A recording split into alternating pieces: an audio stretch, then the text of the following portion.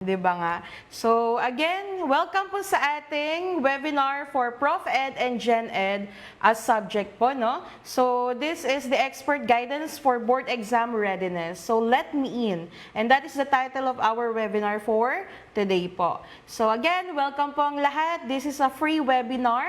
So kung kayo po ay magte-take po ng board exam for professional teacher this coming September or next year po, sa March po na batch. So, we are all welcome you here in our free webinar. So, let's start po, no? So, I'm Miss Ria Lorraine Lunaria po, assigned for the Prof Ed subject. And later, for our part 2, Miss Christine Sosa po will be discussed and give you practice test samples for the general education. So, ano pa hinihintay natin, no? So, start na po tayo. So, ang ating subject po for today or our part 1 ng ating webinar is the professional education. So, this is the test-taking strategy webinar. And first, syempre, so dapat alam po natin ano ba yung basis ng ating mga itetest for the professional education subjects. So here are the components po ng ating Prof Ed. So we have here the teacher and school curriculum, the teaching profession, methods and strategies, educational technology, child and adolescent, assessment of learning, and field study. Sir, pa next slide po para makita po nila yung ating mga next po, sir. Ayan. So, ito po yung mga nakikita nyo po sa ating screen. Yan po yung mga subject na nilalaman po ng professional education. So, this Prof Ed component subject, ito po ay based po sa ating Enhanced Table of Specification na nirelease po noong March 2023 and until now, ito po yung gagamitin natin for professional education subject. So, bago po tayo dumako dun sa ating practice test sample, so random test po na ipapakita natin later na pwede po kayong magsagot dyan sa ating comment section, yung mga nasa Zoom meeting po at syempre po doon sa ating live sa Facebook po, pwede po kayong mag-share ng inyong thoughts and yung mga answer po ninyo sa ating comment section.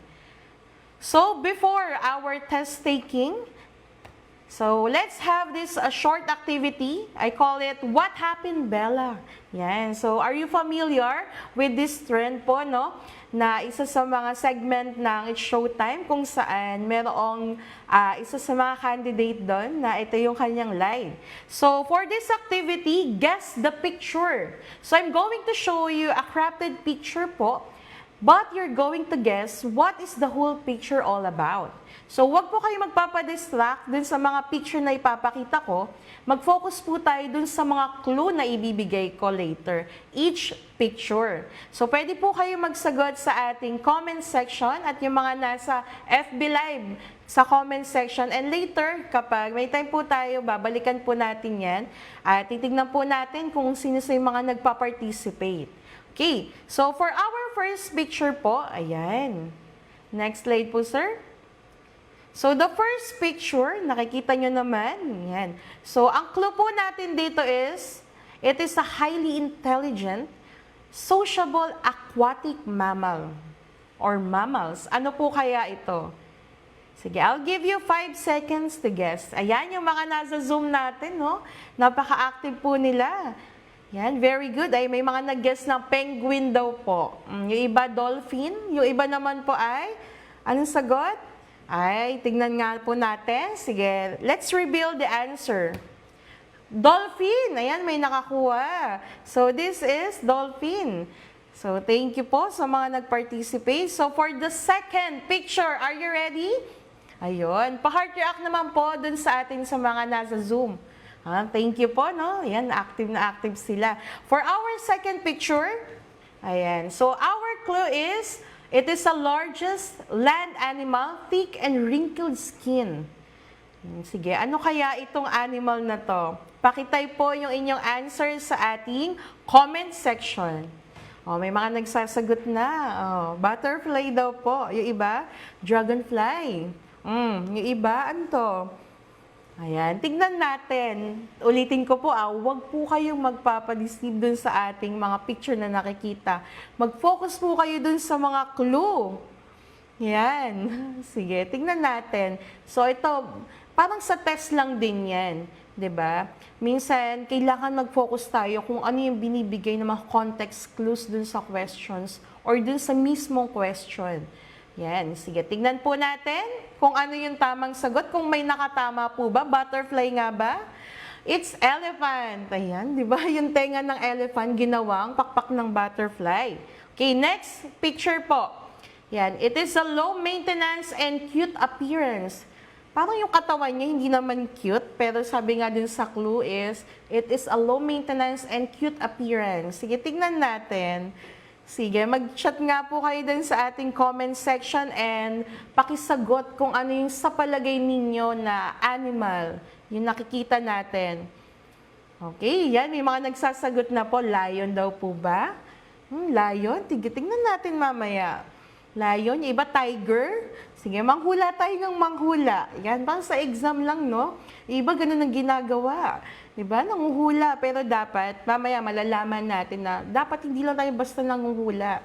Okay, sige, let's reveal the answer. Next slide, sir.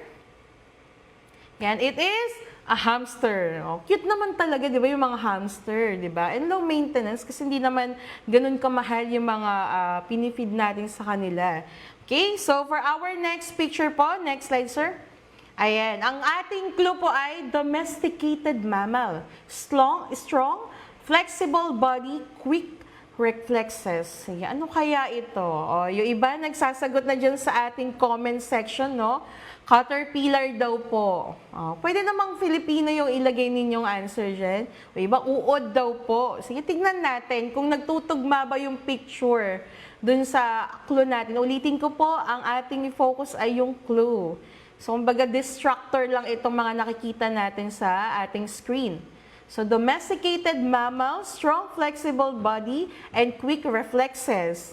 O, sige, tignan natin kung ano yung tamang sagot. Ayan, nagtatawanan na po sila. Sige, tignan nga natin. Reveal the answer. Yan, it's a cat. Okay? So, it's a cat. So, tignan nyo na, ang cute ng cat, no? So, sabi dyan dun sa clue, no? Domesticated mammal, strong and flexible body, quick reflexes. And next picture, sir. Yan. O, yung iba, tumatawa na dyan. Ako, sige. Ano naman kaya ito? Tignan natin. Ang clue natin sa picture na to ay powerful jaws and thick, leathery skin have a lizard-like body shape. Parang yung picture iba dun sa kanyang clue kasi ang focus po talaga natin ay yung mga clue. Yung panggulo lang po talaga yung mga picture natin. Kaya what happened, Bella? Sige, tignan natin. Yan, magsagot po kayo dyan sa comment section. O, yung iba may nagsasagot na snail daw ba to? O, yung iba stone? Animal ba yung stone? Yan, sige, tignan po natin. Ang focus nyo po na itong animal ay powerful yung jaws and thick, leathery skin, and have a lizard-like body shape. Yan, sige, let's reveal the answer po. Anong picture to? It's a crocodile. O, diba? O, lugi. O, yung iba nagko-comment na dyan. Sige, tingnan natin. Okay, meron pa po ba tayo, sir? Last picture po. Meron pa po. Okay. Sige, so that's it, no? So, kayo ba ay nakatama ng sagot dun sa mga nasa Facebook Live? Kasi dito kami sa Zoom, nagtatawanan na po sila kasi talagang mapanlin lang ang mga larawan, di ba? Pero sabi ko naman kanina, nagbigay ako ng paalala na mag-focus tayo dun sa mga binibigay na clue.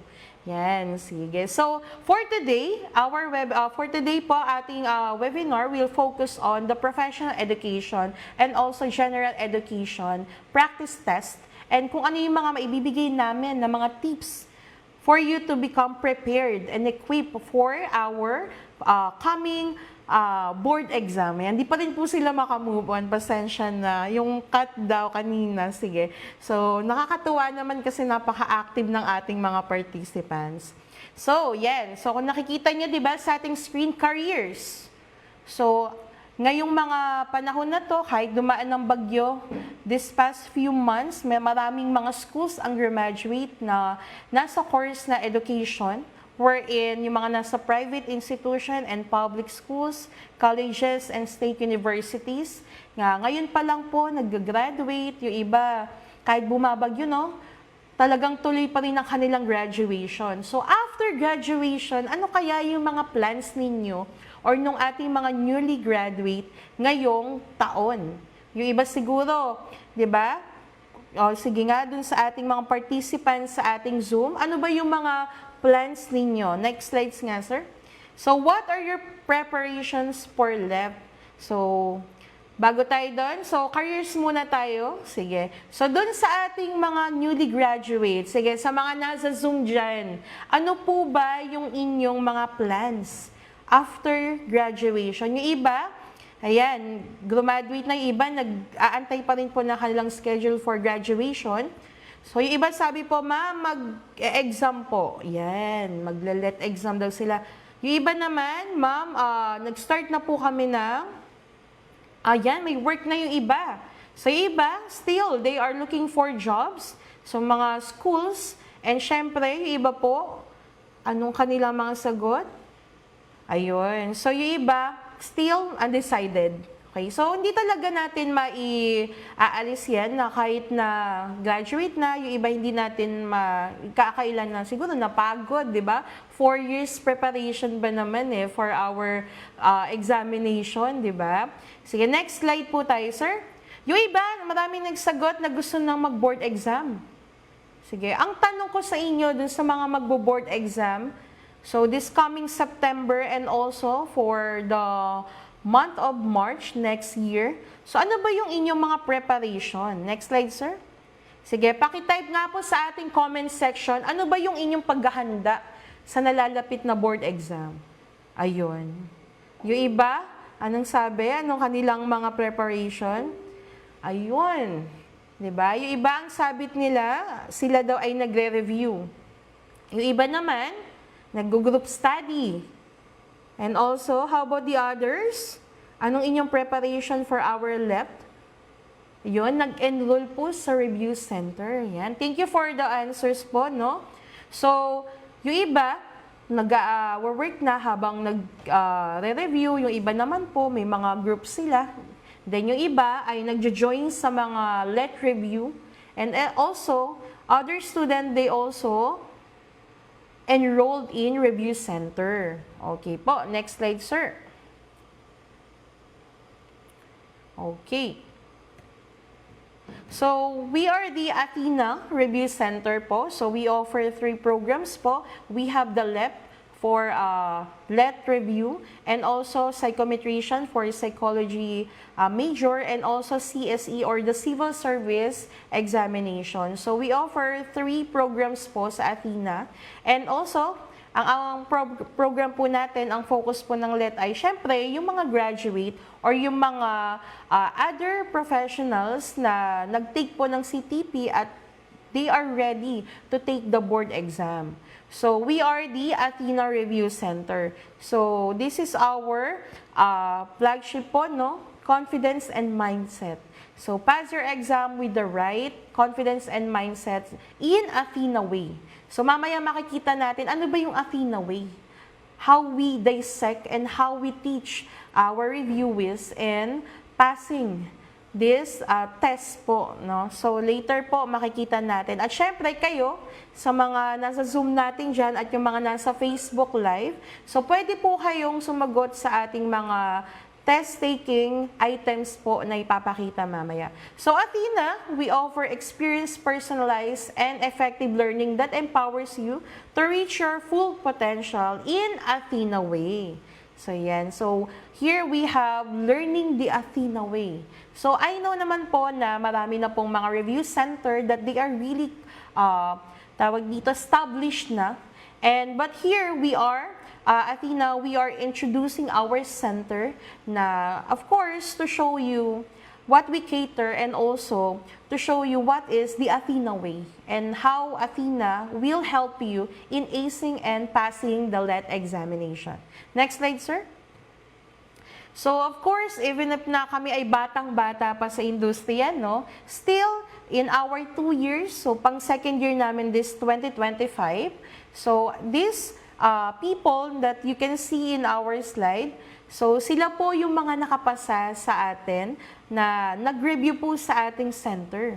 Okay? So still, kahit na ulitin ko po, baby pa po ang Athena, we are proud and honored po na ipakilala itong mga talagang nakapasa noong nakaraang LET exam po, no? Okay. So, ngayon, tingnan natin, no, kung paano nga ba natin i-dissect and also explain as a lecturer po, no, yung mga test items po natin. But this 10-item test po na ipapakita ko today, these are random tests po from Prof. Ed subjects. Okay, so random po ito. Hindi ko po inano kung ito ba ay EduTech or Assessment of Learning. So random po. So syempre, as a student and as a reviewee or magte-take po ng board exam, we should be ready kung ano yung mga test na lalabas. Okay? So for our first item, ayan, magsagot po tayo dyan sa ating comment section.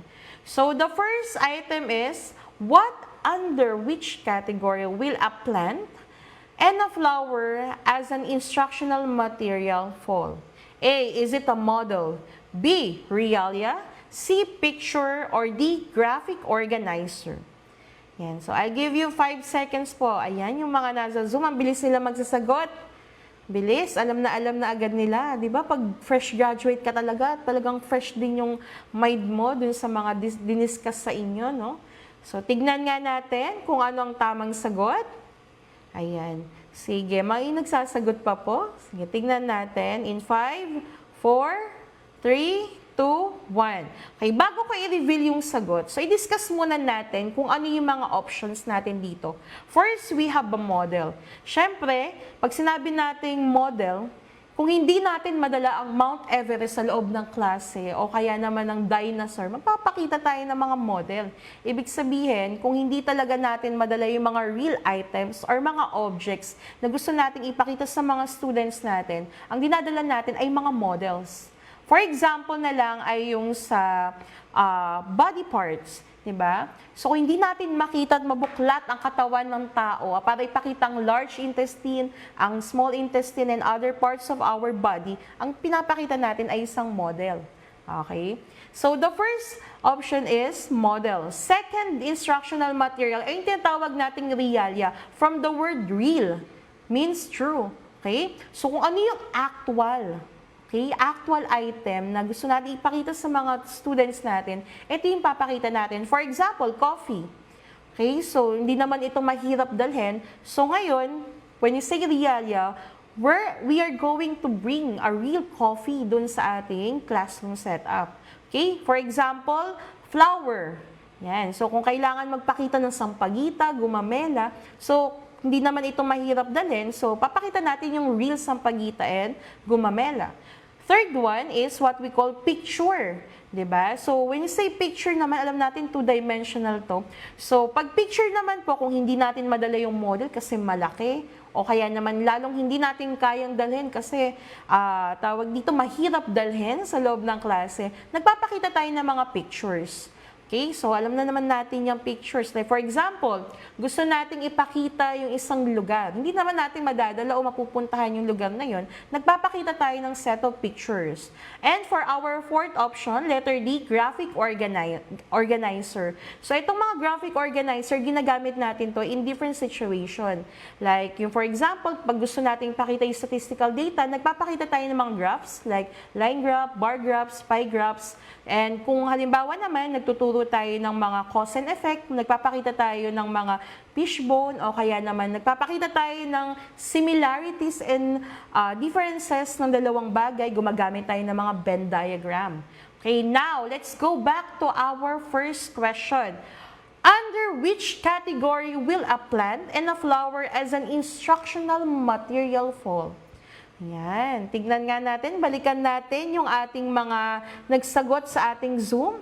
Ayan, itong test item po natin, no? So, kung sino po yung unang makikita ng ating assistant na sumagot sa ating test items. So, sila po ay makakatanggap ng ating material for general education. Ayan. Okay, so first 1 to 5 items po natin, makakatanggap po sila ng general education material, printed. Yan, papadala po sa inyong mga bahay. So, yung ating 6 to 10 items naman po, makakatanggap po sila ng 10% discount sa ating review center. Yan, sige, reveal na po natin ang answer. Ano po ang tamang sagot? Okay, the answer is realia. Okay, so again, kung ito ay totoong bagay na ipapakita natin sa mga estudyante, ito yung actual na gamit man ito, bagay, or for example, kung ito ba ay plant or animal or hayop na kayang dali, like butterfly or mga insects na ganyan, lalo na kung ito ay related sa science. So, ang tawag po natin doon ay realia. Okay, for our second question. Yan, di ba? Active yung ating mga nasa Zoom, yung mga nasa Facebook. Kaya, pasensya, hindi ko nakikita yung mga nasa Facebook, no? Pero, sabi naman ng ating yung ating assistant na maraming nagsasagot din. Sige, number 2 question is, Teacher A wants to diagnose in which vowel sound or sounds her students have difficulty. Which tool is more appropriate? Sige, ulitin po natin ang question. Teacher A wants to diagnose in which vowel sound or sounds her students have difficulty. Which tool is more appropriate? A. Reflection paper. B. Portfolio assessment. C. Performance test. Or letter D. Paper and pencil test.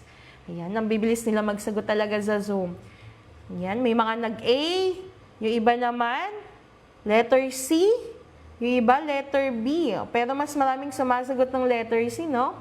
Sige, tingnan nga natin. Sabi nga dun sa ating question number 2, Teacher A wants to diagnose which vowel sound or sounds her student have difficulty. So, ano bang applicable activity ang dapat ipagawa sa ating mga learners kapag gusto niya malaman kung saan ba nahihirapan na vowel sound or pronunciation ng mga vowel sound yung ating mga student? So, is it letter A, reflection paper?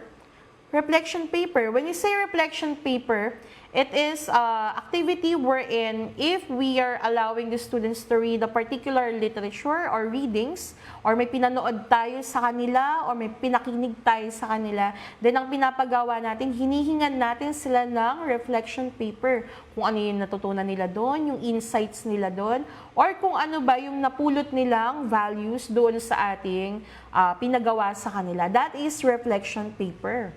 Okay? When we say portfolio assessment naman, ito, nangyayari saan? Sige nga, yung mga nasa Zoom, kailan natin pinapagawa ang portfolio assessment? Is it before, during, or after? Okay, very good. 'Di ba? So, portfolio assessment, pinapagawa natin to at the end of the quarter.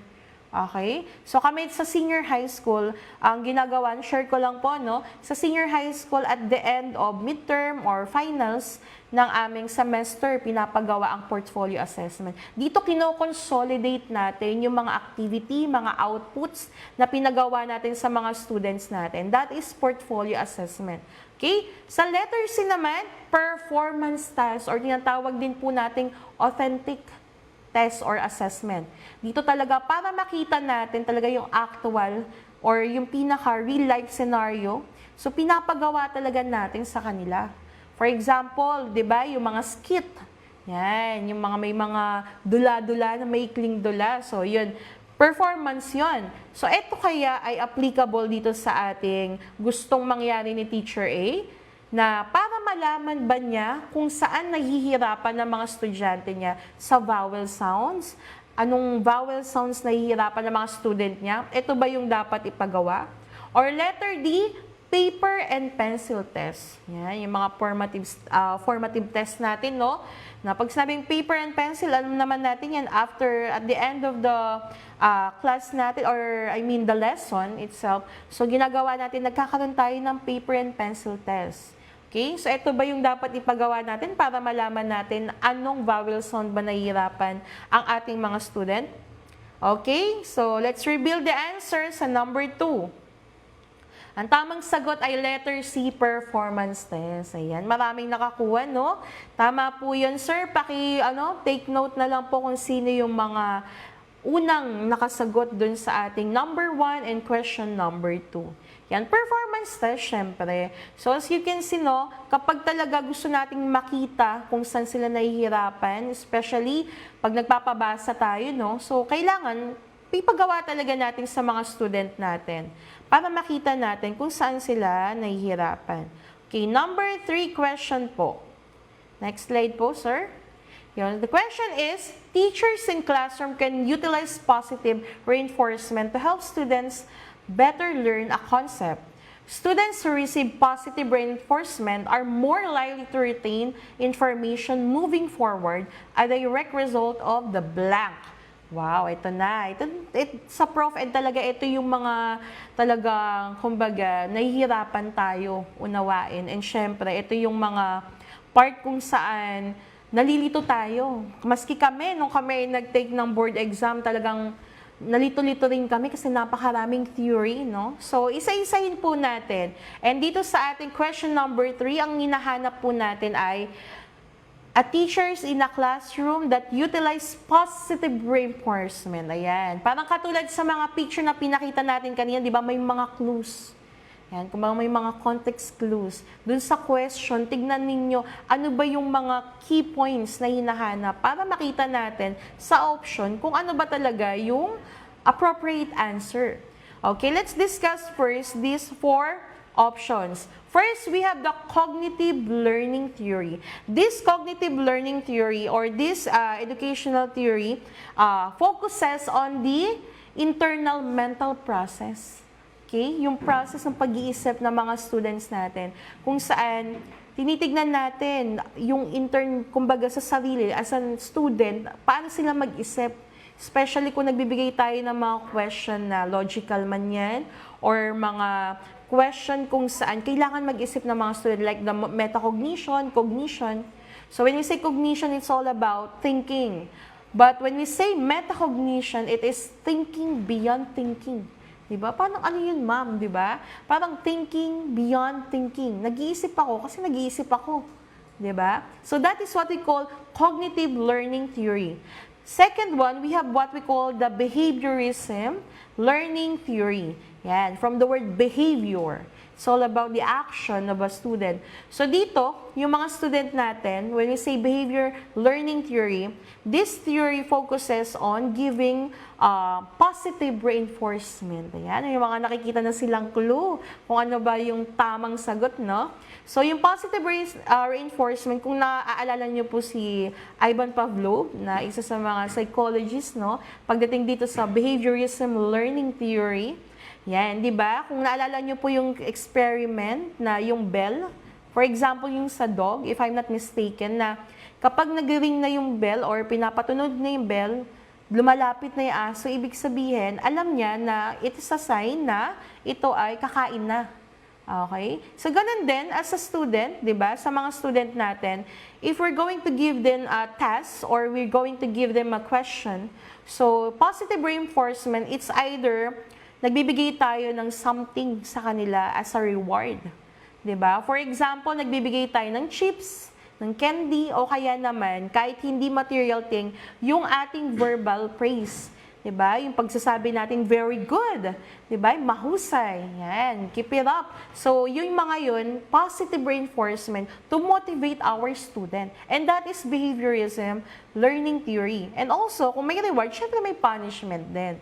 Okay? Then, the third option is constructivism learning theory. Dito naman, sa theory na to, it focuses on helping the student in creating something out of their experience. So, ibig sabihin, yung mga past experience, past knowledge nila, yun yung ginagamit nilang input in order for them to create something. Okay, kaya constructivism. And also here, pasok din dito yung collaborative learning. Yan. Para maka-create sila ng something.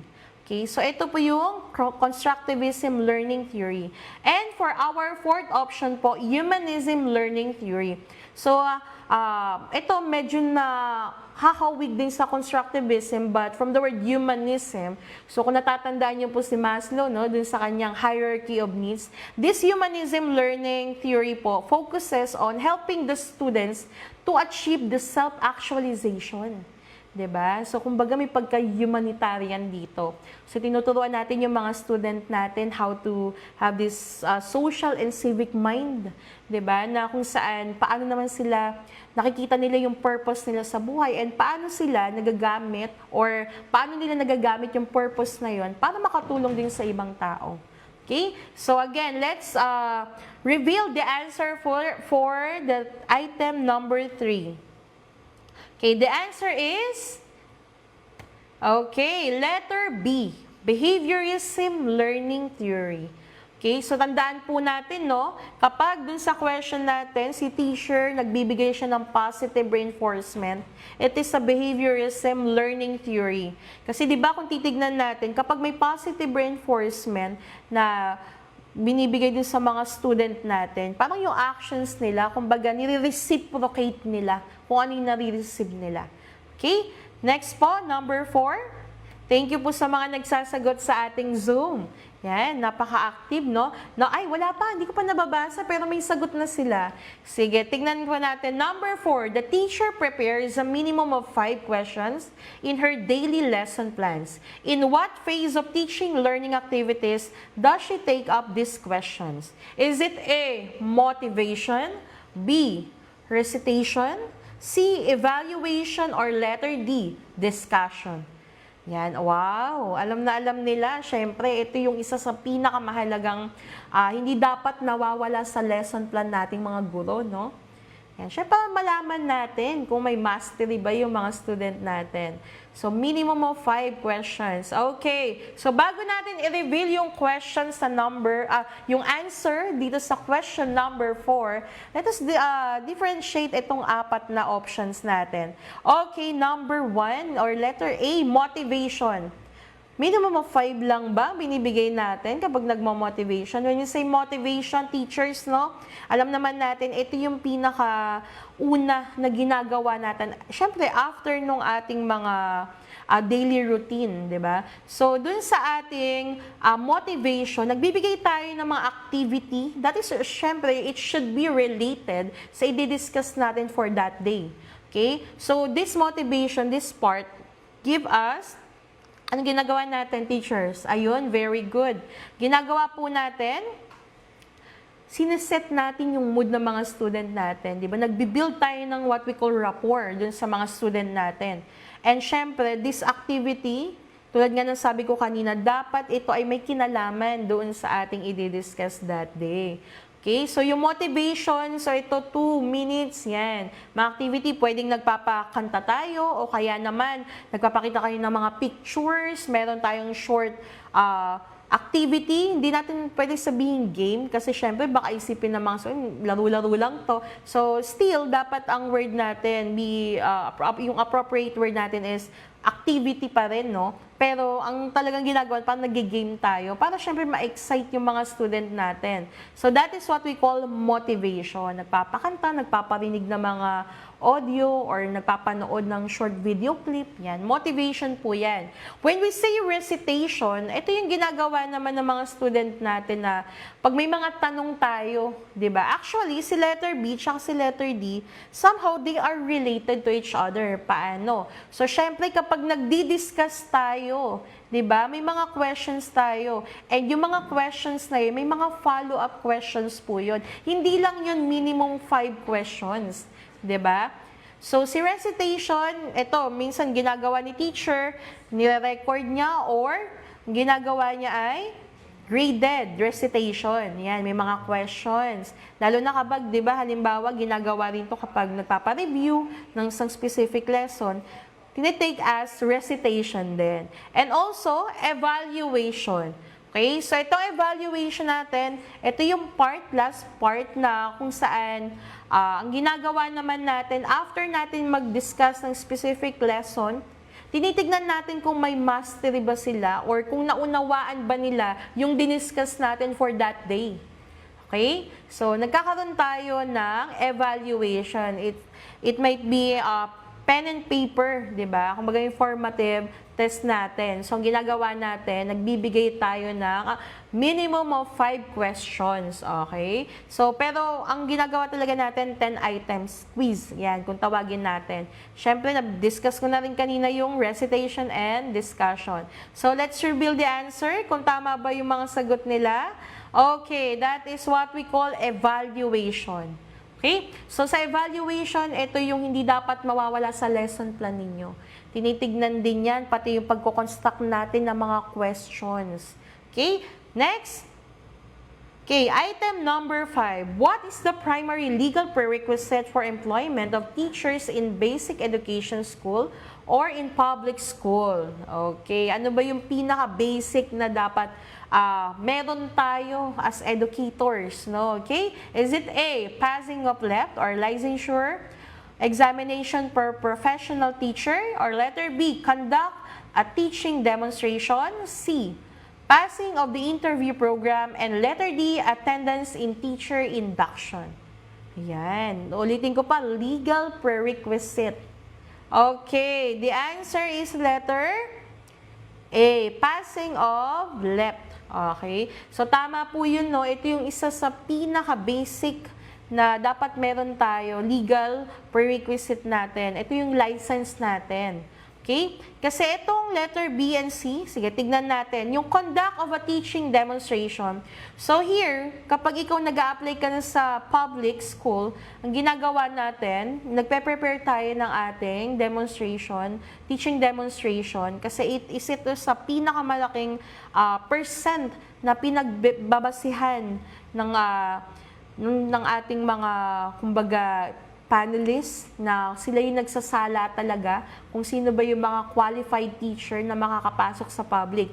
So dito, kapag halimbawa pasado na tayo sa LEP at nag-apply na tayo sa public, isa to sa pinagagawa or isa sa mga requirement natin ay teaching demonstration. Third one is the passing of the interview program. So in my experience, after ng demonstration ko, senior high school and junior high school, after po nun, right away, di ba, kinonduct na po yung interview. Okay, so may mga panelists po tayo dyan, yung mga nanood dun sa teaching demo natin, sila po yung nagbibigay ng mga questions para dun sa ating interview program. And also, yung letter D, once na ikaw, nakapasa ka na dun sa ating RQA kung tawagin natin, ay syempre, kailangan mo umattend ng teacher induction program o yung tinatawag nating TIP. And may mga modules na dapat tayong sagutan doon. Okay, so the answer here is passing the LEP. Okay, next po, number 6. So, ulitin ko po yung mga makakasagot ng item 6 to 10, makakatanggap po kayo ng 10% discount sa ating review center. So, kung halimbawa po kayo ay mag-e-exam for next year, March po, no? So, yung mauuna na makakasagot po, na makaka-receive po sila ng 10%, then mamaya kukontakin po namin kayo para makuha yung details ninyo and mabigay po sa inyo yung 10% while kapag kayo po ay nag-enroll sa ating review center. The number 6 item po. Okay, ito na. Yung may mga ism-ism. Nakakalito rin yan bukod din sa mga kaninang nakita natin, no? Okay, tignan natin. So, number 6. Miss Rain shares her thought with her colleagues. Subject matter should help students understand and appreciate themselves as unique individuals who accept complete responsibility for their thoughts, feelings, and actions. Which philosophy is this thought based? Okay, ano kayang ism-ism to, no? Daming ism. So, tignan natin. Pero ang focus, ulitin po natin, ang focus po ay subject matter should help student understand and appreciate themselves as unique individual. Yan. So, syempre, no, yung mga student natin, may kanya-kanya silang skills, may kanya-kanya silang galing. Okay? So, ano kayang philosophy yung itong ganitong focus? Tingnan natin. Okay, first one, essentialism. From the word essential, means, 'Di ba? Pag sinabing essential, ibig sabihin kung ano yung kailangan talaga natin, yung need natin. Okay? So in this philosophy, it focuses on the truth and timeless principles. Okay? So kadalasan dinidiscuss dito yung history, social science, yan. Kung ano yung mga talagang pangangailangan natin na kahit lumipas yung maraming taon, ito pa rin yung kailangan natin. Diba? Kumbaga yung basic foundation na kailangan natin. So for example, yung ating geography, yan, history natin, na kahit maraming panahon or generation na ang dumaan, talagang babalik at babalikan natin. Timeless nga. Then yung mga great books, yan. Yung mga literature, yan, yung mga epic, yung mga novel, mga short story. So, mga timeless yan. Okay? Then, the second option is existentialism. From the word existence. Okay? Dito, focus naman ng philosophy na to. We let the student or the learners appreciate themselves, their uniqueness. Diba? Paano sila naging unique? Paano sila naging iba? In a positive way, diba? And they should appreciate this kind of uniqueness. Okay? So, kung saan sila mahusay, for example, may mga student tayo, they are really good dancer. Yan. Bodily kinesthetic. Okay? So, meron naman tayong mga student na magaling sila when it comes sa music. Yan. And also, may mga student tayo na they are not bodily kinesthetic or they are not good in music, but they are good in drawing. Iba naman, logical. Okay? So, we teachers, we use this philosophy na we let the student appreciate themselves kung bakit sila iba sa ibang mga students. Yan. That is what we call existentialism. Yung kanilang existence. Okay? Then we have here the perennialism. So dito naman sa perennialism, dito tinitignan natin, 'di ba, yung mga student natin, kung paano sila mag-isip. Okay? So sa perennialism, ito naman, medyo ano to, isa to sa mga, kumbaga, foundation philosophy natin, no? So, sa existentialism kanina, essentialism naman, yung essence. Dito sa perennialism, tinitignan naman natin yung mga student natin. 'Di ba? So, may mga nagsasagot na sa ating comment section. So, hindi ko lang sure dun sa Facebook Live natin, no, kung may mga nagsasagot, kasi ang nakikita ko lang po ay yung mga sagot po dito sa ating sa Zoom meeting. And talagang napaka-active po ng ating mga participants. Okay? So, yan. So, that is perennialism, and we have fourth item po, yung progressivism. And ito sa K-12 po, no? Sa K-12, ito naman, ito yung, kumbaga, inaangkla natin na philosophy. Okay? Learning by doing. Okay? So, sa progressivism, dito dinadala natin yung real-world experience. Pinapa-experience natin sa mga students natin na ito yung dadatnan ninyo once na kayo nakagraduate or once na kayo ay magtrabaho na, no? So, progressivism. Okay? From the word progressive.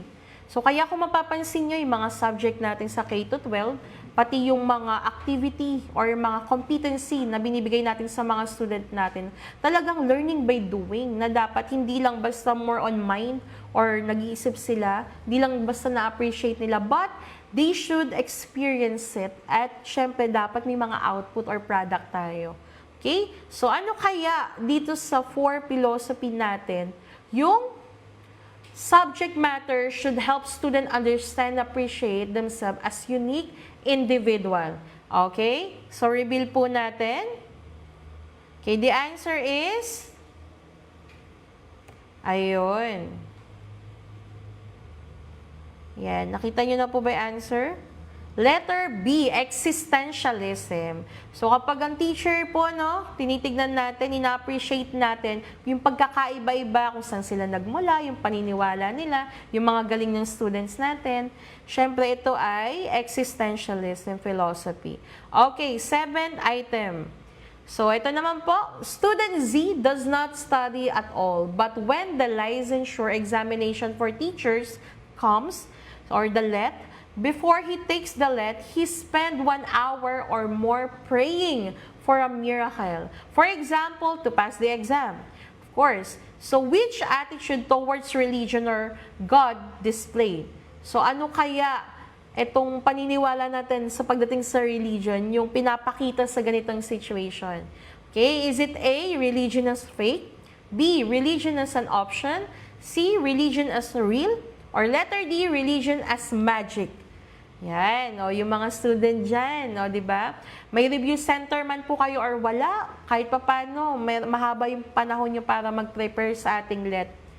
Huwag naman tayo yung ginagawa ng iba, di ba, sa memes, yung kumukuha sila ng libro, tapos ginaganon nila yung mga knowledge, yung mga nakalagay doon. O kaya yung ibang ginagawa nila sa room nila, kinakabit lahat ng mga references nila, then isang araw lang mag-review. Ito kayang ganitong situation, ano kayang paniniwala sa religion na kung saan after nung mga panahon na dapat nag-review tayo or nag-review sila, 'di ba? Ano kayang attitude towards religion to na kung saan 1 hour talaga magdadasal ka, then gusto mo ng miracle na makapasa agad.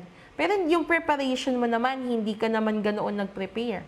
Kumbaga, bahala na si Lord, parang ganyan. Okay, ano kayang attitude toward religion to? Okay, so yung una, religion as fake. So tinitignan natin, may mga tao na naniniwala na hindi naman ito totoo. 'Di ba? May mga kilala nga tayo, tinatawag nating atheist or yung mga agnostic. When we say atheism, 'di ba? It is a belief wherein they don't believe on the existence of God. That God does not exist. Okay, that religion is fake.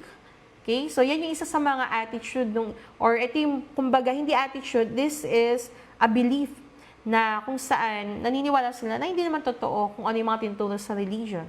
Second option is religion as an option. 'Di ba? Minsan, ang ginagawa, sige, ano na lang tayo, bisita iglesia na lang, ganyan. Bago mag-let, 'di ba? Ang ginagawa ng iba na parang option ang pagpe-pray. The letter C, of course, religion as real. Alam naman natin na in our spiritual aspect, mahalaga to na hindi lang yung physical body, yung mind natin, yung pinifeedan natin para maging healthy, but also our spiritual aspect. So dito, itong attitude na to, people believe that religion is real. But in this situation, is it applicable?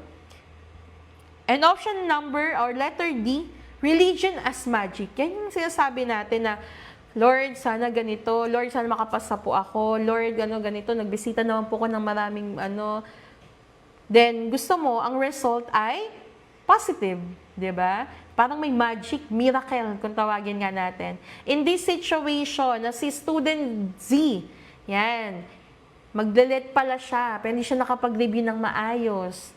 Pero ang ginawa niya, nag-spend siya ng 1 hour para magdasal and na-expect niya na siya ipapasa. Ano kaya sa apat na to, yung ganoong attitude towards religion? Okay, let's reveal. Yan, nagsagutan na po sila sa ating Zoom.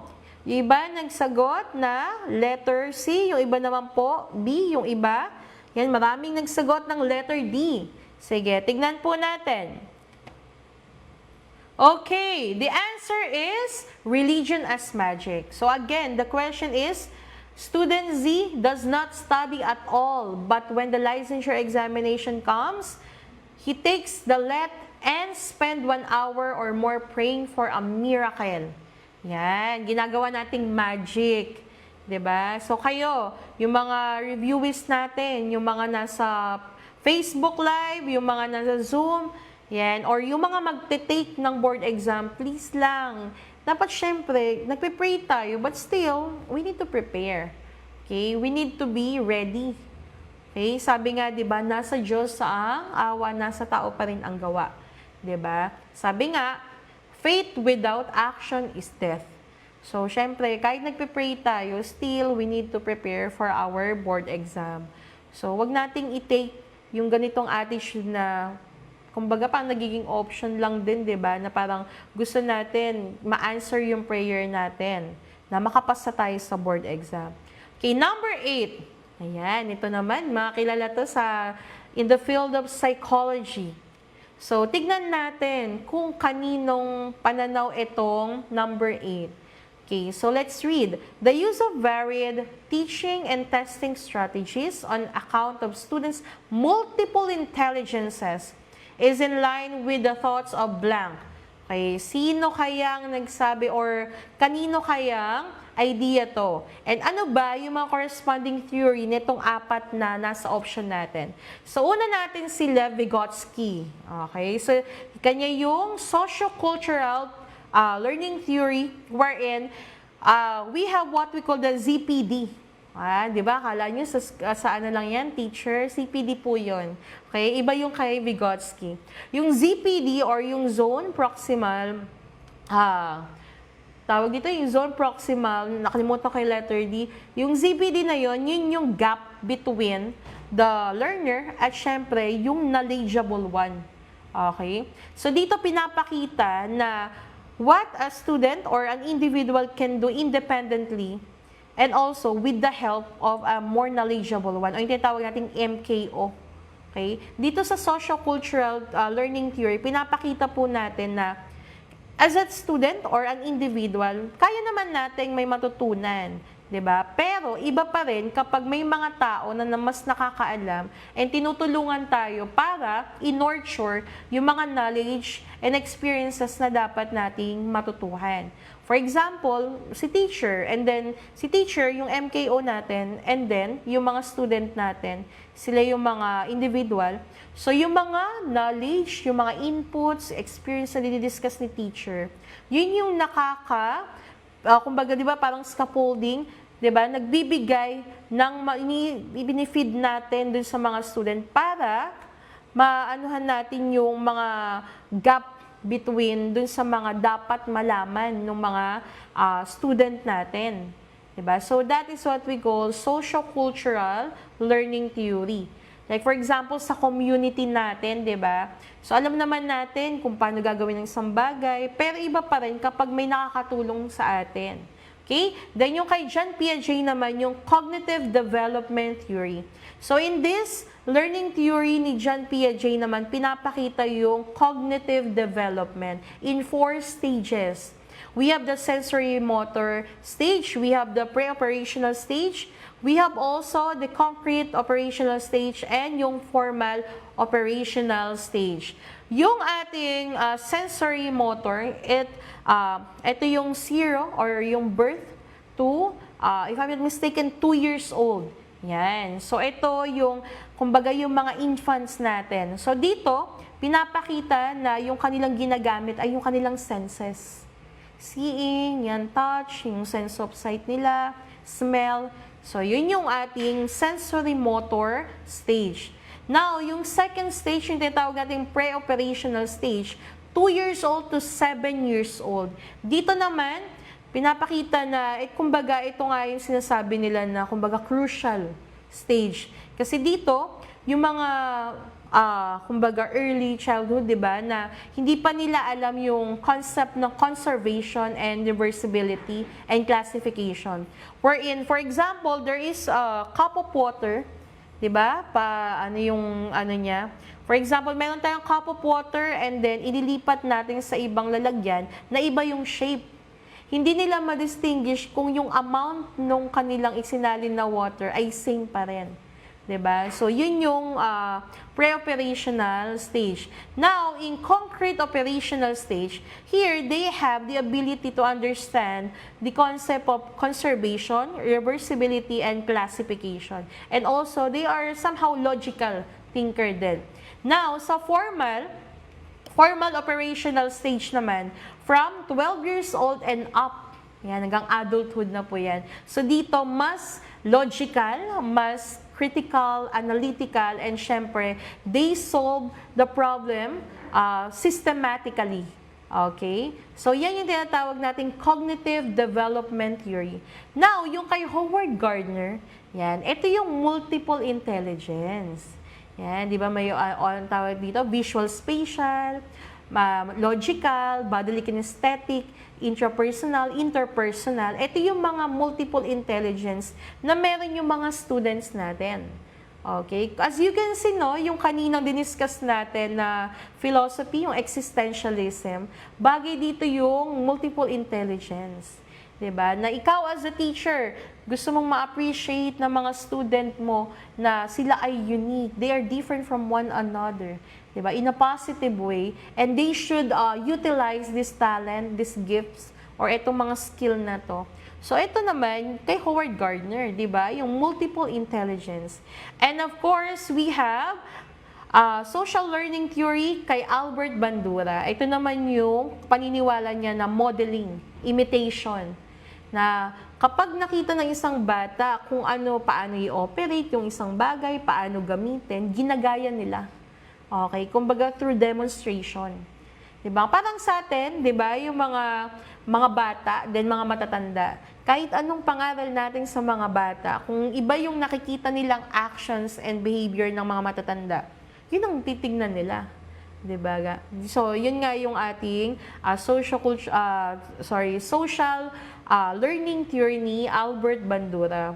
So, this focuses on modeling and imitation. So, again, let's go back to the question. So, ano bang varied teaching and testing strategy to?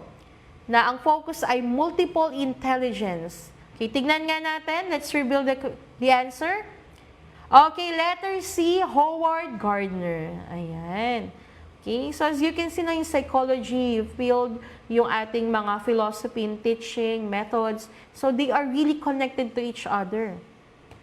Okay, number 9, malapit na tayo. Then, next part po tayo after po ng ating Prof. Ed, no? So, number 9, Mrs. Pasco, a teacher in values education, focuses her activities on effective learning. She employs experiential method centered around group discussion or peer work or co-counseling, guiding imaging, narrative exercises, diaries, and autobiographies. What type of experience is prioritized by these experiential strategies? Okay, ano bang paniniwala to? Ano bang klaseng development ito? Na kung saan si teacher, ang focus niya, ng kanyang activity ay effective learning. So, nag-employ siya ng, yan, pinakita doon, center group discussion, peer work or co-counseling, and guiding imaging and narrative exercises. And of course, diaries and autobiography. So, ang dami niyang pinagawa, no? So, ano kayang development yung gusto niyang ipakita dito sa ganitong activity? So, of course, let's reveal muna din, isa-isahin natin, bakit ito ba yung naging sagot? So, the answer is personal development. Tignan natin, sa professional development, dito, syempre, we're talking about profession. For example, ikaw, as a teacher, ano man ang subject mo, then for you, in order for you to have this professional development, anong ginagawa natin aside from passing the test or board exam? So, ginagawa natin, kailangan natin ng career growth, syempre, ng professional development. Ginagawa ng mga teachers, they enroll in master's degree, doctorate degree. And that is what we call professional development. Okay? So, for example naman, sa mga student natin, for example, strand, or may mga gusto sila in the future, anong mga professional development activities yung pwede nilang gawin in order for them to excel in their profession? Okay? Second one, we have the spiritual development, of course, from the word spirit. Okay? Spiritual aspect. Dito naman, for example, si teacher, gusto niyang magkaroon ng connection yung student niya when it comes sa spiritual aspect, mag-grow spiritually. So, yung mga activity, for example, group discussion, then talking about God or the Bible. So, that is what we call spiritual development. Letter C naman, personal development, holistically. Okay? Dito papasok yung ating emotional, mental, behavioral, and all psychological, and syempre, how we develop ourselves personally. Okay? So, dito, tinitignan natin yung pag-uugali natin, syempre, yung experience natin as an individual with different people. Okay? So, personal development yan. Kumbaga, holistic. Okay? And letter D, mental development. Ito naman, more on intellectual or mental. Okay? So, siguro dito si teacher, nagbibigay siya ng mga activity for logical activity. Yan, mga situational.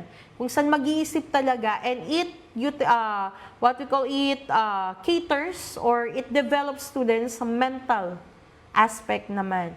Okay, so ang tanong, balikan po natin, si Mrs. Pasco, is a values teacher. Anong applicable? Etong yung mga activity binigay niya kanina kung saan pinagsulat niya ng diary, narrative exercises, then nag-group counseling sila, nag-sharing sila ng experience nila. Okay, patingin nga ng mga sagot natin. Okay, very good. Majority answer is personal development. And as you can see, we have per dep in senior high school, no? Na kung saan talagang tinuturuan natin yung mga student natin, how they should bring themselves. And syempre, tinutulungan din natin sila na paano ba maging madagdagan yung self-confidence. Yan. So that is personal development. Okay, and last item, number 10. Okay, Mrs. Estrella, a grade school teacher, however, believes that both heredity and environment interact to facilitate the total development of her pupils. Therefore, Mrs. Gloria is likely to support which of the following statement? Okay? Kaya Miss Gloria yan, Gloria Estrella po siya. Okay? So, ano bang sinusupport na statement ni Miss Gloria na both heredity and environment interact to facilitate the total development? Ibig sabihin, naniniwala siya na yung yung heredity ng student niya, and syempre, yung interaction or yung natutulong ng environment dun sa student niya, they are helping each other in order to develop the student holistically. Okay? Ano kayang statement yung pinaniniwalaan niya? Is it letter A? Intelligence is entirely hereditable or hereditable. So, ibig sabihin, namamana. Okay? 100%. Yun yung paniniwala niya. Ito ba, na yung intelligence ba ng isang student or learner natin, namamana lang daw lahat. Okay? Kumbaga, walang tulong yung environment or yung other mga nasa paligid. Okay? Letter B, is it intelligence is a function of 50% heredity and 50% environment? Meaning to say half. Okay? So, ibig sabihin ba, itong statement na yung intelligence daw ng isang individual or learner natin ay both heredity and environment, kaya 50%.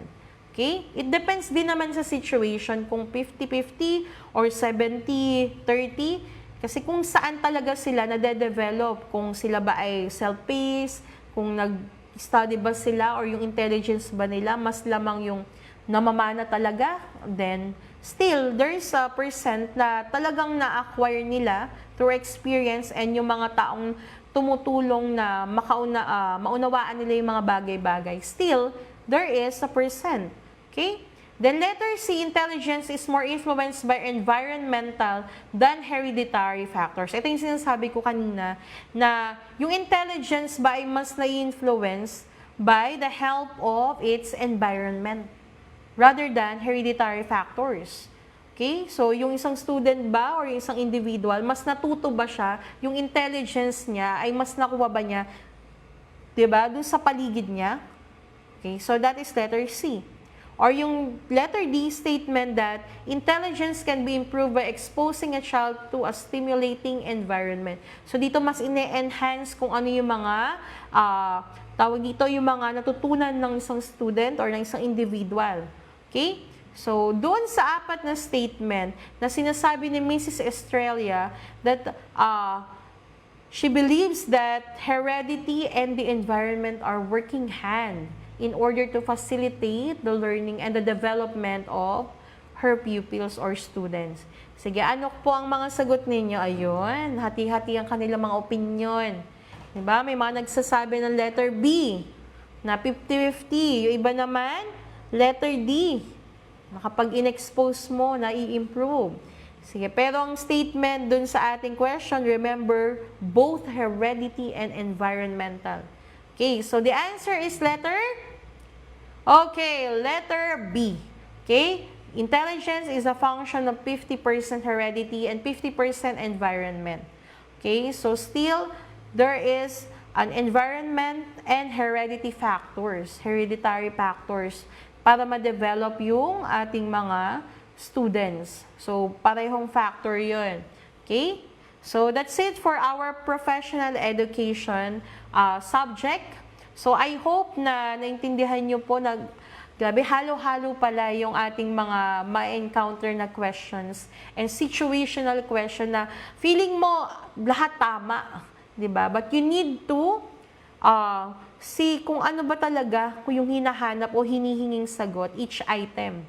And dun sa apat na option, may tagti 25% ka, alin dun yung tama, 'di ba? Sige. So, yan. So, ano ba yung mga tips natin for passing this LET exam? Sige. First, of course, you need to set your mind. Set your schedule. So, once na nakagraduate ka na, kung ang focus mo ay talagang mag-board exam, mag-set ka ng schedule. So, kung meron kang ilang buwan na preparation for board exam, for example, nag-work ka, so maglaan ka kahit siguro 1 hour every day, na itong 1 hour, focus ka lang dun sa review. And, syempre, kaakibat nito yung number 2, dapat alam mo rin yung scope and content ng test. We have 3 major component, di ba? We have the Gen Ed, Prof Ed, and the majorship, kung secondary po, no? So, dun sa tatlo na yon, meron tayong TOS or Table of Specification na ginagamit. Then dito, kung talagang gusto mong maipasa yung LET, alamin mo ano yung mga subject na nilalaman nung mga component na yon. Then, tsaka ka i-schedule mo. For example, this month, focus ko lang ay general education subjects. So, this week, focus lang ako sa mga readings, na in Life of Work of Rizal, Art Appreciation, this week naman, focus lang ako sa GenMath. This week naman, focus lang ako sa Purposive Communication. So, dapat, once na alam mo na yung Table of Specification, schedule mo na, then at least once a day, naglalaan ka ng oras para ma-refresh yung mind mo. 'Di ba? Next, of course, review your weakest subject back in college. So, na-schedule mo na, nalatag mo na dyan, ito yung mga subject, ito yung this month, Gen Ed muna ako, next month, Prof Ed, next month, ano naman ako, major naman.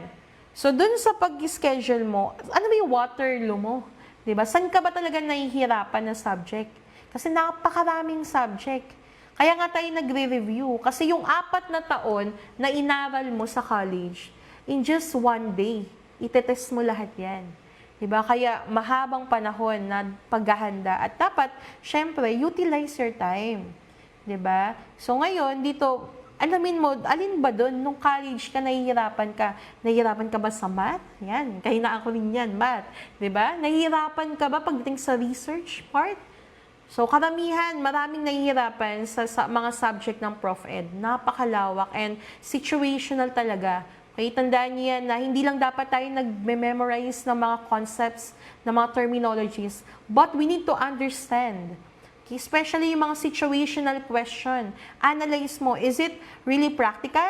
Is it in reality talaga na nangyayari? So, sa Prof Ed yan.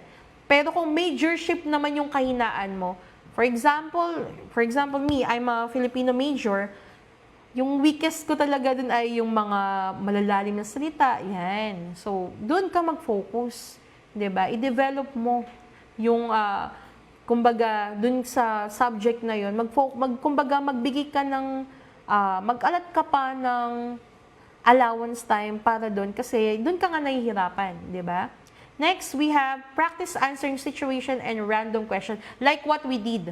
Okay? So, yung mga pinakita ko kaninang test item, randomly. Hindi naman natin, EdUcTech ba to? Assessment of Learning ba to? Teaching Prof ba to? Methods ba to? So, kapag kayo ay member, for example, ng mga group, ng mga page, so, mag-participate kayo sa pagsasagot dun sa mga nakalagay na mga random questions. Kasi nakakatulong yun para ma-refresh yung, ay, yun pala yun. Then, nakababasa nyo sa mga comment section na may mga explanation din. So, nakakatulong yun. Okay? And syempre, yung situational questions. Kasi sa 4 na option na yan, di ba? Parang tama naman lahat. Pero alin doon yung mas kapanipaniwala, yung talagang nangyayari sa totoong buhay. Yung ethical na sagot, yan. Di ba? Yun yung mga dapat kino-consider nating factor kapag nasa situational question tayo. So, kung halimbawa na meron tayong encounter, marami naman talaga may encounter na situational na kung saan parang lahat ay tama. So, mag-ano tayo, no? Kumbaga 50-50, eliminate mo yung 50 na sa palagay mo ay malayo sa katotohanan. So, ngayon, meron ka ng 50%. So, dun sa another 50%, yung dalawang option na yun, tignan mo, alin dun yung mas ethical? Alin din yun yung talagang nangyayari in reality? 'Di ba? Or real world experience.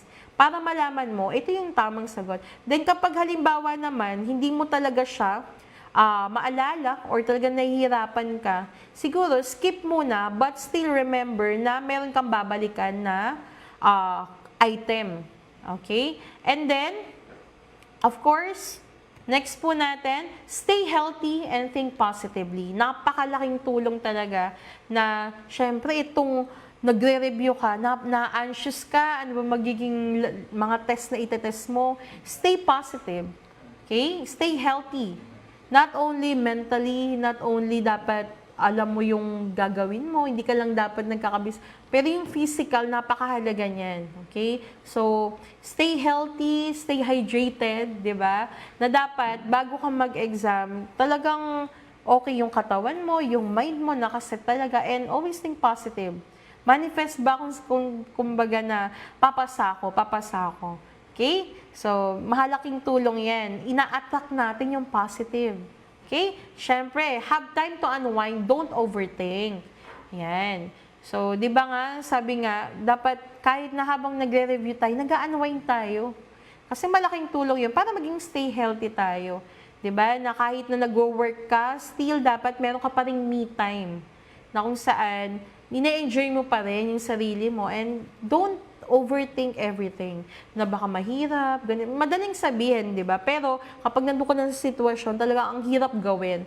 Pero at least, don't overthink. Kumbaga, we are positive, but we are not also expecting.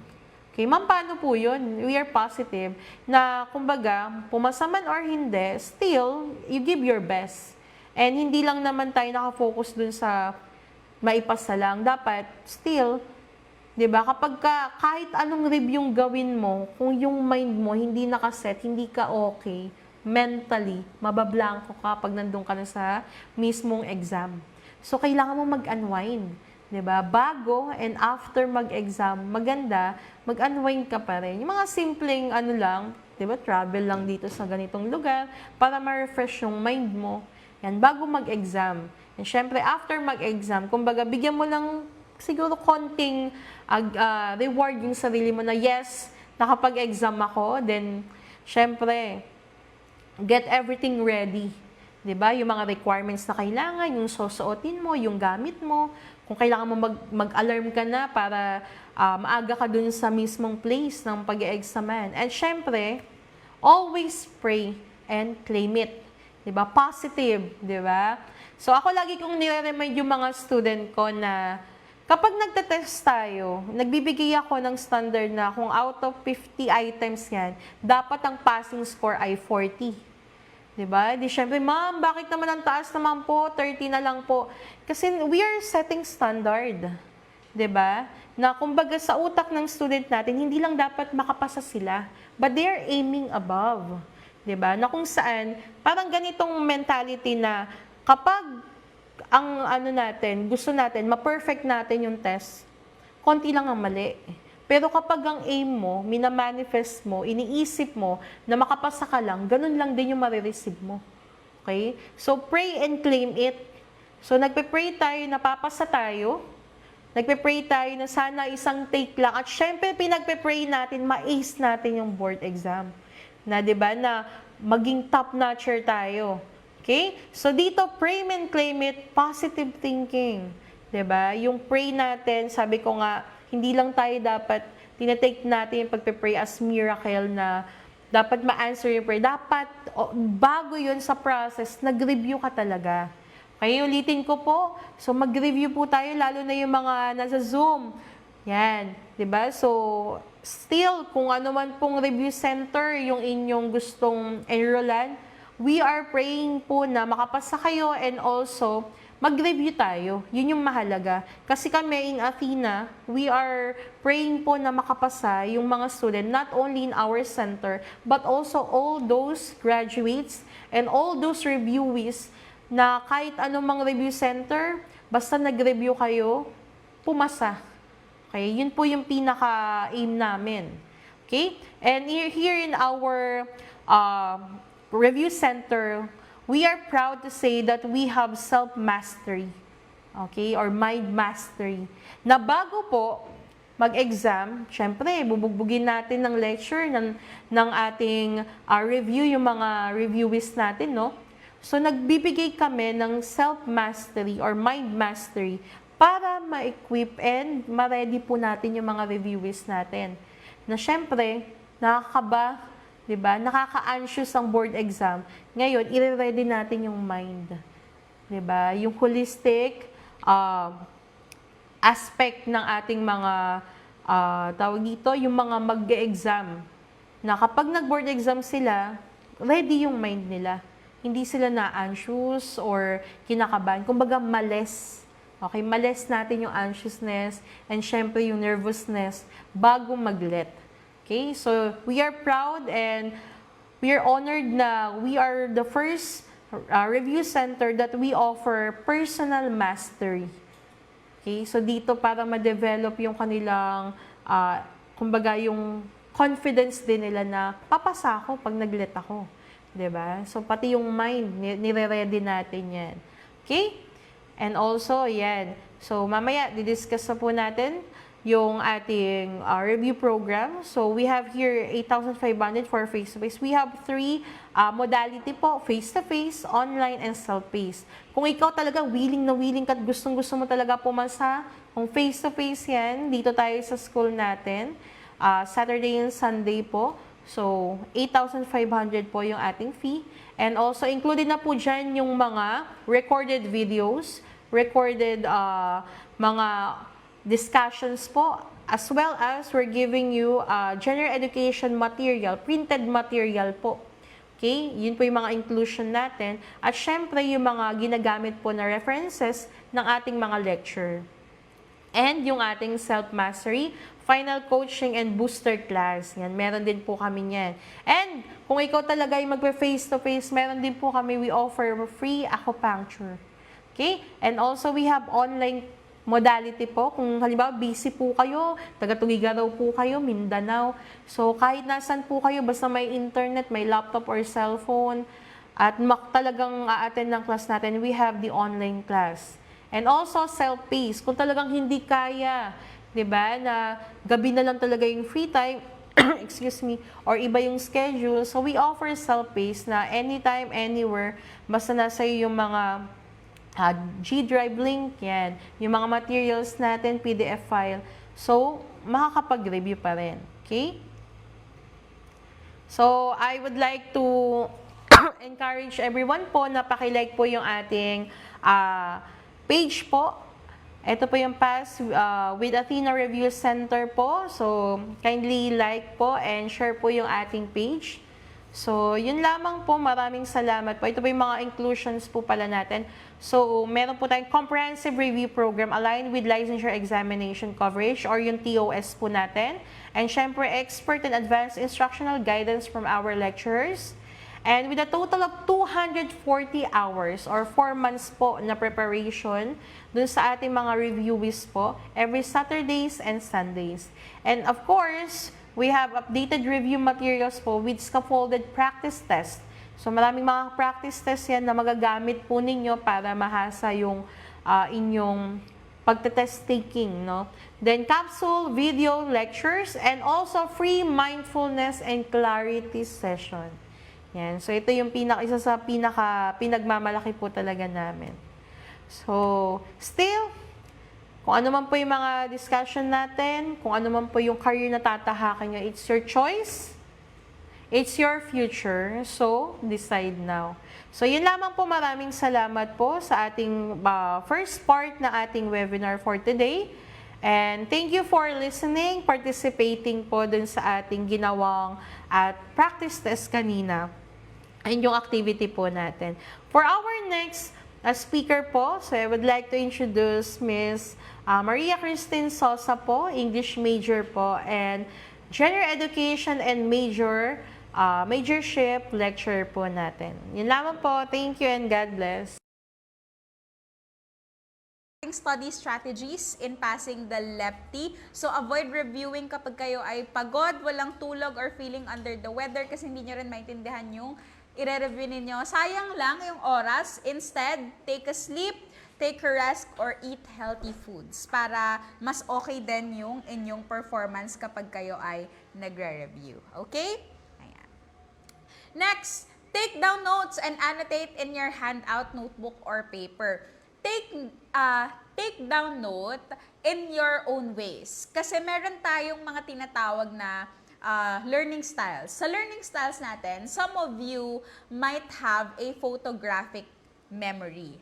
Now, yung photographic memory natin, it helps us to understand and to remember everything out. Di ba may mga times na, halimbawa, sinulat mo siya doon sa isang part ng notebook mo or ng note mo. So, kung habang nag-a-answer ka ng practice test, bigla mo maaalala, ay, alam ko to sinulat ko to dito sa bandang babang part ng notebook ko So, ano nga ulit yun? Tanda ko yun after yun ng ganitong line So, you will remember it. It will help you remember everything or some of the parts and it will help you answer the question correctly. And do not memorize everything. Pag minememorize lang natin ang mga bagay, surfacely, hindi natin siya talaga binibigyan ng understanding when it comes to those theoretical types of knowledge. So, kailangan we understand also. Ang memorizing is a skill. So, hindi lahat ng tao ay magaling mag-memorize. So, it is actually a skill, natututunan siya, but at the same time, when you review, hindi natin ine-encourage na lahat ng mga bagay ay just kailangan nyo lang siyang i-memorize. So, hindi. Kailangan intindihin nyo rin siya plus memorize. So, dalawa. Next, study smart, not hard. Do it your way. Now, you have your learning styles with you. May mga tao na nakakapag-review, even maingay yung paligid, or even may music. Okay lang sa kanila yon. Or if naiintindihan niyo yung mga bagay kapag nagre-review kayo ng nakahiga, okay lang din yun. So, do it your way. Sa kung saang way kayo mas matututo or mas maaalala niyo yung mga bagay. Now, some secrets are meant to be shared. So, ito yung some of the secrets na minsan kailangan nating makonsider or pwede nating makonsider. In acing any examination, decisions in life, you need to have focused and sound mind. Para magkaroon tayo ng sound mind, of course, we need to sleep at least 6 to 8 hours. Drink lots of water and be consistent with your routine. Alam nyo, sobrang dami ko nang naririnig na stories from my previous students. Ayan, or even sa mga friends ko na nagte-take ng mga board examination or other types of examination. Kailangan talaga ng maayos na tulog whenever you are about to take an examination. So, walang use yung dami ng nireview mo kung wala kang tulog kasi on the day of your exam, anong mangyayari? It's either aantukin ka or hindi ka nakafocus or it's either kung meron kang importanteng gagawin, you are what? You are really disoriented. So, kailangan meron kang maayos na tulog even before pa ng isang event or ng isang bagay na gagawin mo. Hindi lang siya limited or applicable sa exam, but to other things as well. Next is to review your materials and notes so that it will retain to your mind. So, kaya ina-encourage ko rin na magkaroon kayo ng personal type of notes. So, kung nag-a-annotate kayo ng mga lectures ninyo with your review materials or with the books that you have in there, you can annotate that so that you can paraphrase it using your own words. Because when you are paraphrasing those things using your own words, you are mostly to understand and to remember what you have written. So, kailangan i-practice natin yung ganun. Para pag nagpa-paraphrase kayo, mas naiintindihan nyo siya, mas lumalawak yung understanding ninyo because you can explain it using your own words. Next is just make sure that your source is reliable and accurate. Kapag hindi alam, ang dami na nating medium and channel para i-search yan online. I-search natin ng maayos. Siyempre, hindi tayo maniniwala sa mga basta-bastang mga types of websites or pages lang. So, kailangan yung mga sources na pinagkukuhanan natin are reliable and accurate yung mga information. And then, search for the keywords, terms, context clues, and hints so that you can answer difficult questions. Hindi naman lahat or hindi naman 100% ng mga questions sa exam ay masasagutan mo talagang perfect na alam mo lahat. Sa mga examinations, meron talagang part na minsan magugulat ka hindi siya kasama dun sa mga nireview mo. Or may mga instances na talagang wala kang idea dun sa question na yon. So use the technique of context clues. Anong kailangan mong gawin? Siyempre, kailangan mong basahin yung question. Hindi naman pwedeng hulaan mo lang yan. Ay, letter C for chamba. Hindi. Okay? So, you need to, what? Read the question carefully. So, kung hindi mo pa rin siya naiintindihan, use context clues. Search ka ng mga keywords dun sa mismong question so that it would be easy for you to understand and to get the connection of the question to the answers itself. Ganun yung technique. Kapag hindi mo talaga alam, wala kang idea doon, basahin mo yung question and then next yung mga choices and then look for the connection of question to the choices itself. Para makita ninyo kung ano yung pinakamalapit, kung ano yung pinakatama, and you should have your answers na. Alright? Next, we have to make sure to find the balance of making yourself productive. So, hindi pwede na, kagaya ng advice ko kanina, na wag mag-review kung pagod, wag mag-review kung inaantok ka or feeling under the weather. Hindi po pwede na buong buwan bago kayo mag-examination. Yun lang lagi yung reason ninyo. Kaya hindi nyo gagawin yung isang bagay or kaya hindi kayo mag-review. No! Just take it to yourself na kung hindi talaga kayo okay or kung wala kayong tulog at that certain period, take a rest, but make sure na babawi kayo on a certain day. So, make sure na magiging productive pa rin kayo para at the same time, you're having a balance. And you need to have your personalized review plan. Very ine-encourage ko yung mga students and even yung mga learners bago sila mag-take ng board exam, na magkaroon ng personalized review plan. Kasi itong review plan na to, makikita mo kung gaano katagal mo kailangang aralin yung certain topic. For example, nahihirapan ka sa certain topic. Then you should what? You should have lots of time to review on that certain topic and to what? To read on that certain topic. Kasi pag hindi natin siya ginawa, if you will just what? If you will just assume na, ay, ako kaya ko yung ganitong topic in just one day. Hindi mo alam or hindi tayo nagkakaroon ng contingency plan. Dapat meron tayong contingency plan. What if nabasa mo yung ganitong topic, ang hirap pala, hindi mo pala alam. Or nakita mo yung mga subtopics, ay, ang dami ko palang kailangan aralin dito. Hindi pala siya kaya ng isang araw or hindi pala siya kaya ng isang linggo. So, in having your plans with you, it will also schedule you and make your routine more easier. So, yung mga routines natin, it will help us to what? To have our certain idea na meron akong review ngayon, kailangan ko itong gawin, I need to be productive, and this productivity will help me to retain anything that I will review and will help me to pass the exam. So, ganun na dapat yung thinking natin kasi we are aiming for the best results in the exams. Game ka na ba? Ayan, meron tayo ditong 10 questions. It's actually under the general education. Now, hindi ako naglagay ng specific na subject. So, under the general education, I have here questions in social studies. I also have here questions in English, also in mathematics. So, in general education, wala akong subject dito. Lahat matatackle. And yeah, sana masagot natin ng tama yung mga questions dito because these are the practice tests under the general education. So by the way, I am an English major and my major is teaching language and literature itself. Okay, try natin. Alright, for our first question, yan, para sa mga nasa FB Live natin, I can see your answers, and also sa mga nasa Zoom natin, Zoom meeting, please answer. Okay, so for our question number 1, it is actually a part of the English subject. So it's under the vocabulary, practicing your vocabulary, and somehow analytical.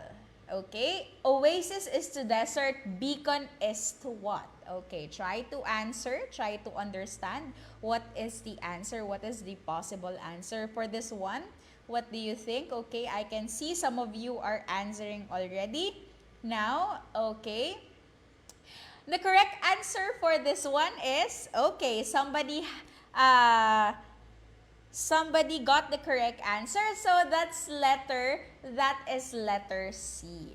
So oasis is the desert. Now, as we all know, a desert is what? In Filipino, when you translate it, it is a desierto. And in the desert, if you will find an oasis, that is actually a part of the desert into which you can find water, source of water. Now, paano natin siya titingnan kung paano natin hihimayin, paano nakuha yung answer na yan? Beacon is to what? Halimbawa, hindi kayo familiar sa word na beacon. Ano ba yung beacon?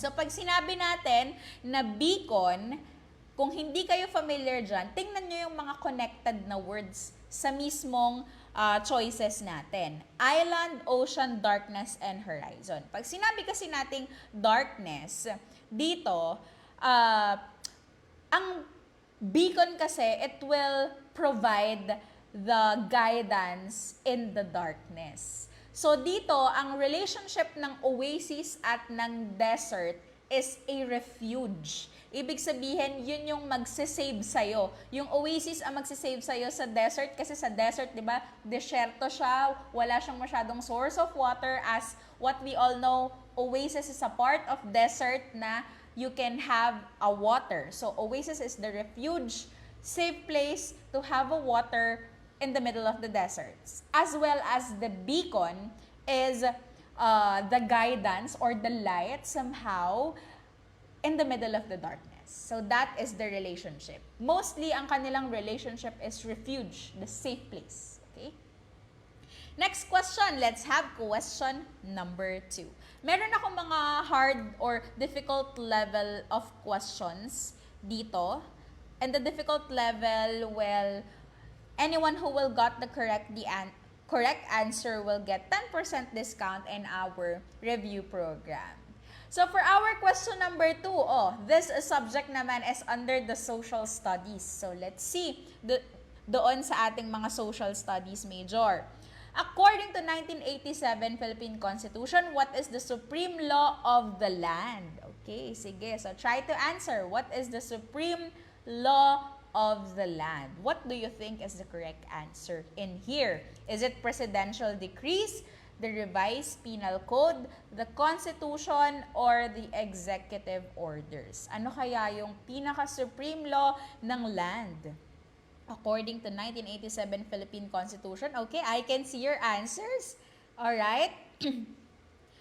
The correct answer for this one is, okay, that is correct. Very good. So, we have the Constitution. So, based in the 1987 Philippine Constitution, it explicitly says that this Constitution, the proper Constitution shall be the supreme law of the land. So, all the laws, the orders, the governmental actions must conform to it, in any law or act that contradicts is considered invalid or unconstitutional. So, ito ay naka-under sa ating Constitution.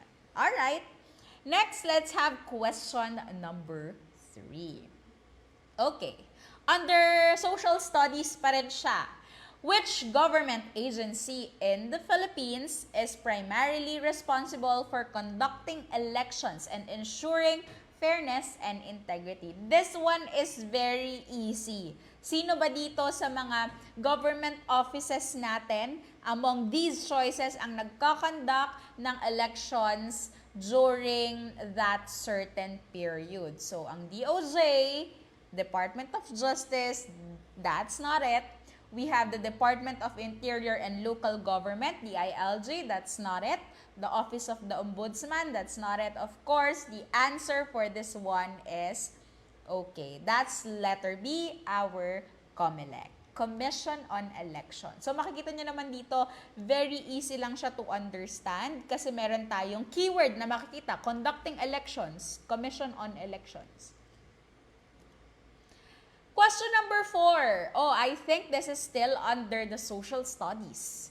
So, which part of the 1987 Philippine Constitution contained the provision, no person shall be deprived of life, liberty, or property without due process of law, nor shall any person be denied the equal protection of the laws? Ano kaya yung answer natin dito? Ano kaya yung under the 1987 PhilConsti or Philippine Constitution ang nagsasabi ng ganitong part? Is it Article 4, Bill of Rights, Rule of Law, or Court Order? So, magdeduct tayo dito or mag-eliminate tayo ng answers dito so that we can answer it correctly. So, hindi siya rule of law. Hindi siya rule of law. Kasi, ang Constitution na mismo, yun na mismo yung rule of law. D, Court Order. Hindi rin siya court order. Article 4. Ano yung Article 4? Pero ano ba yung Bill of Rights? We all know that the Bill of Rights, ayan, that ensures that all individuals are guaranteed due process. So that is the correct answers. Correct. Para sa mga nasa Zoom meeting natin, correct ang inyong answer. We have the Bill of Rights. Okay? Now, for our question number 5. Alright. This one naman is a mathematical question. So, for our mathematical question, tingnan natin kung gaano kabilis kayang mag-solve. 28 roses cost 420 pesos. What is the cost of 3 dozen roses? Okay, pabilisan na lang magsagot, mag-solve. Medyo kaya ba to ng mental math? I think kaya naman to ng mental math. Okay, what is the correct answer? Alright, very good. Yan, I can see your answers already. Alright, so the correct answer for that one is, okay, that is letter B, that is 540. Paano natin siya nakuha? So this one is the correct answer and the solution in this question. So we have a rose cost 420 divided by 28. Kasi 28 yung roses dun sa 420. So, it's 15. 3 dozen is 36. So, 36 times 15 is 540. That is the solution for this question. Now, let's have question number 6. Still, it is the general mathematics. So yan, tingnan natin sa general mathematics. Paano ba kinukuha yung percentage? Pabilisan na lang ulit mag-solve ng ating mathematics question. Maria got 42 correct answers out of 60 items in a test. What is her score in percentage? Is it 65, 68, 70, or 75? Ano kaya yun pag nakakuha siya ng 42? Okay, tama ba yung mga sagot? Nakikita ko yung mga sagot. Okay, may nagsagot ng letter A, may nagsagot ng letter D. Pero ano ba yung tamang sagot natin? Let's see. Sige, paano nyo kinuha yan? Nag-calculator ba kayo? Okay, so the correct answer for that one is letter C. It's 70% of 60 item test. Now, this is how you're gonna get the percentage score. So, you need to have the score over the numerator and then 60 in the denominator times 100. So, you need to divide and then you're gonna get 0.7 times 100, that is 70%. That is the correct answer for question number 6. So, ayan. So, very general talaga yung mga question natin for this one kasi halo-halo siyang mga majorship subjects. Ayan, para sa ating mga general education questions. Question number 7. Oh, this one is under the English question. Choose the grammatically correct sentence. Ano kaya yung may pinakatamang sentence dyan? Pinakatamang grammar na sentence that we have in here. Okay, letter A, she don't like attending large meetings. He has went to the conference already. We have the committee has made its decision. And D, the group of students are planning their project. What do you think is the correct answer? Okay. May nakita na akong tumama ng sagot. Okay. The correct answer is, alright, it's letter C. Bakit letter C? Tingnan natin si letter A. Should be, doesn't, not, don't. Kasi nakita natin, the subject on the first sentence that we have is she. She is singular, so you need to use the word doesn't, hindi yung word na don't. For letter B, the past participle of go is gone. Okay, so it should be he has gone, not the word went. Okay? For letter D, we have group. The word group is considered as singular, so it should be the group of students is planning their project, not the word are. Okay? And for letter C, that is the correct answer. Now, for question number 7, let's have here, question number 8 rather. Another mathematical question. What is the next number in the sequence 3, 6, 11, 18, and 27? This one is somehow a part of mathematics and somehow meron din siyang analytical type. Okay? Tingnan natin. What's your answer? Okay, may mga nagsagot ng letter C. Okay, letter B. Alright? Tingnan natin. Okay, your answer is actually correct. Madali lang naman kasi siyang ma-identify because as we all know, kung i-observe natin yung sequence ng numbers dito, meron siyang differences. And this is how you got the differences between each pair of consecutive numbers. So, between that one, the difference form an increasing sequence of odd numbers, 3, 5, 7, and 9.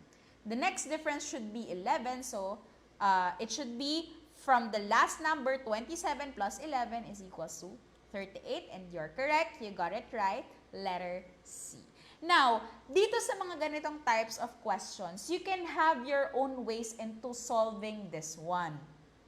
May mga techniques tayong pwedeng gamitin dito for us to easily solve this question or this problem, and may mga techniques dito. Yung mga techniques na yon pwede nyong gawin kung meron pa kayong mas madaling technique or pwede nyo rin namang gayahin kung ano yung technique na meron tayo dito so that you would know the correct answer already.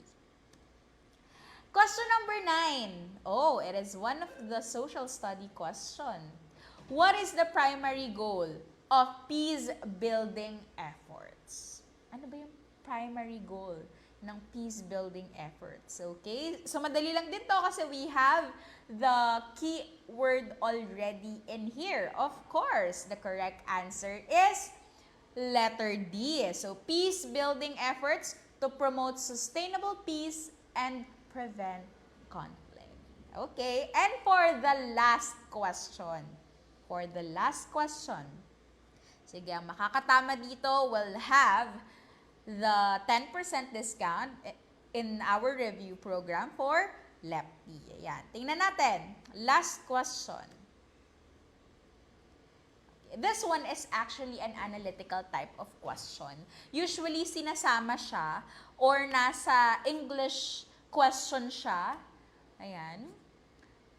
And meron din yan minsan sa reading comprehension. Kailangan mo talagang i-comprehend yung mga statements Minsan dyan, which one of the statements are true? Is it statement number 1, statement 2, statement 3?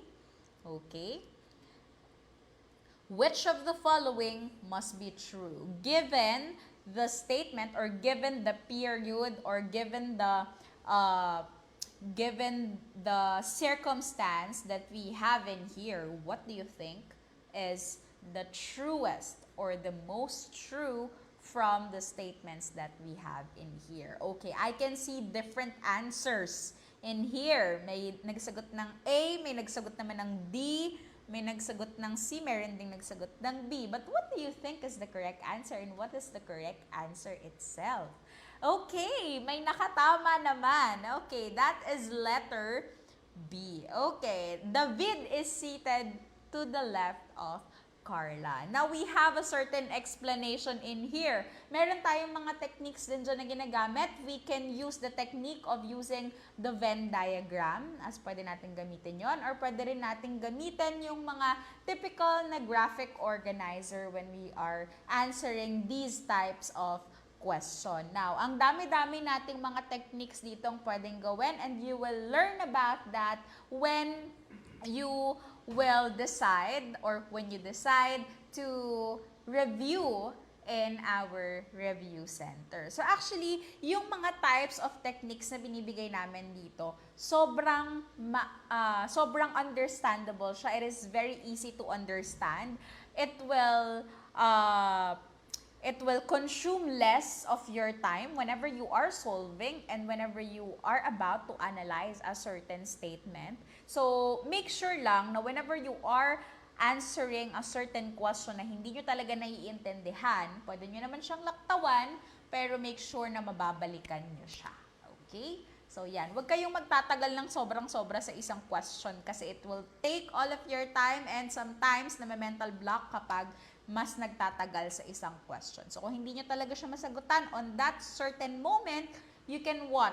You can skip that part but make sure na mababalikan nyo siya, lagyan nyo siya ng tanda or ng point, something, para maaalala nyong mababalikan nyo siya.